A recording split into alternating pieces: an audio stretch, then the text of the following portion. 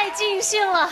给大家介绍一下，这就是我们德宏傣族景颇族自治州啊，我们景颇族朋友的一个特别有代表性的舞蹈和节日，叫木脑纵歌。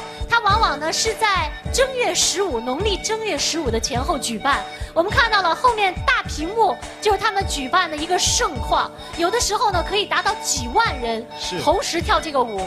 而且还可以跳得通宵达旦，又称作是万人之舞。对，其实景颇族呢是个很有意思的民族。他们之前呢住在青藏高原，后来慢慢的呢就迁徙到了我们的云南地区。而且看到了刚才我们在舞蹈当中呢，始终在跟着一个引领。